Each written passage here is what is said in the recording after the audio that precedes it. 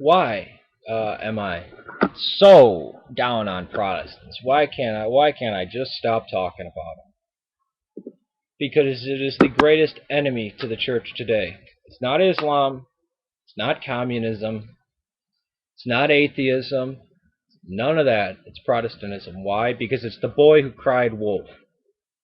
Look, we're the real church. Come to us. Learn about Jesus Christ. And then the pastor's stealing money. No, really, come to my church. No, this and that. And by the time somebody comes to Orthodoxy, they're already run out. They don't even get here. They don't know about it. Yeah, it's true. It's America's best kept secret. It shouldn't be a secret.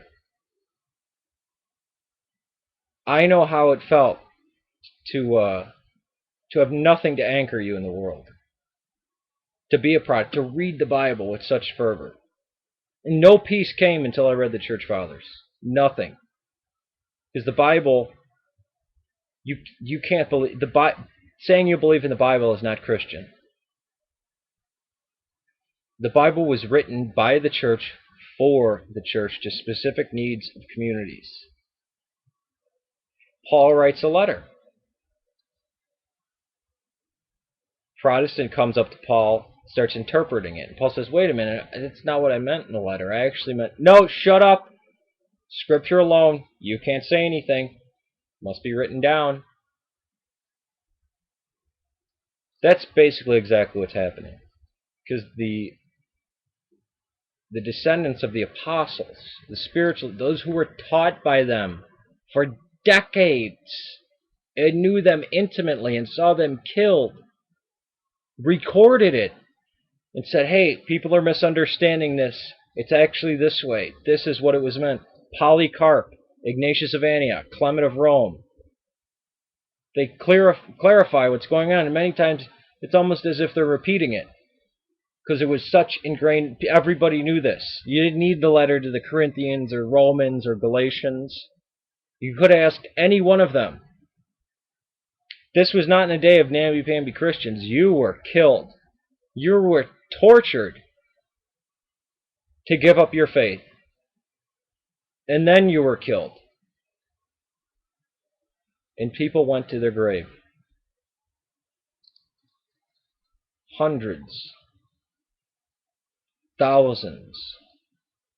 Tens of thousands, possibly. Hundreds, maybe if... Look at Islam. Between Islam and Roman paganism, millions. I'm so down on Protestantism because I sincerely love the people, the Protestant people. And they're getting raped. Have you ever heard somebody say, oh, you got to go to this church, their preacher's great. It's a cult of personality. Every Orthodox church, whether it's the most sick ethnic church like St. Athanasius in Aurora, when it comes to the iconostasis, the people don't, they're singing the hymns to God. The presence of God is there. Must be respected. Yeah, the priest is a total heretic. But we're not Diantonists. It doesn't matter if he's a sinner. When he puts on the robe, he becomes the image of Christ. That's why I will say everything bad and horrible about anybody who's deserving of it, who actually participates in this sin. But when I'm in a church and they're wearing those vestments, things do change. That's not a very American thing to believe. But then again, what is Christian worship in the Protestant church? It's a rock concert. They took something from the most secular thing, something that almost all the Protestant churches hated, rock and roll. Oh, now this is the way we worship God. Don't ask the apostles. Ask that guy in ripped up jeans with the shaggy hair who's all emo looking, and he's hip because he carries around, this rainbow Bible, man. And he'll talk to people and he jams it. No. You need to Protestants crave discipline, just like children, because they are children. Spiritual children. They are. And look at all these people who are making these people stumble and slip. Christ says, I tell you, if you cause one of these little slip, it would be better if you cast into the lake, thrown headfirst to the millstone. And that's what they've been doing. They've been giving a scorpion instead of a piece of bread. I love the Protestants. Please, I'm pleading for you. Come home.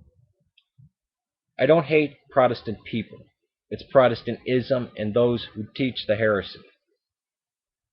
There's people in churches crying, oh, I even heard one of them, the presence of God. I just want to feel him more. I can't feel him. Yeah, because you're slicing it off at the root. Go to an Orthodox service during Holy Week and tell me you don't feel the presence of God. If you come back and you say, I don't feel the presence of God, I'd have to doubt that you've never been there. You'd have to take pictures to convince me. This is something really serious, people. It's not just which denomination you prefer. It is whether you're going to be part of the historical church established by Christ and the apostles, or you go and you make an idol out of the Bible and you start worshiping the Bible. And it's your own intellect, and then you're left to your own devices. And then you become Pope. And then maybe you go and found something like Jehovah's Witnesses or Mormons or whatever. Or maybe you're become an atheist or a nihilist. Or maybe you go to Islam. Because how Islam got their scriptures is a lot more like Orthodoxy, although they won't admit it. Please, my brothers in Christ, please, come to God. For your sake, not for mine. Come to the hospital that can help sinners. Would you go to if you were sick, would you go to a hospital, or would you just pick anybody? Say, oh, well, they all have their different interpretation. They're all valid to perform surgery. No, you'd find the best. You'd find the ones that went to the schools that learned about people, that got education. What is education? It's learning about the past. Oh, just let anybody do it. A lawyer. Hey, anybody could be a lawyer. So say you're wrongly accused of murder. You're going to pick anybody out of the phone book, or you're going to get the best. You're going to get the ones that went to Harvard and Yale and all the top law schools. Oh, but we don't need to learn from those people who have already been established in it. We should get a fresh new... No. You know what's right. Come home, please.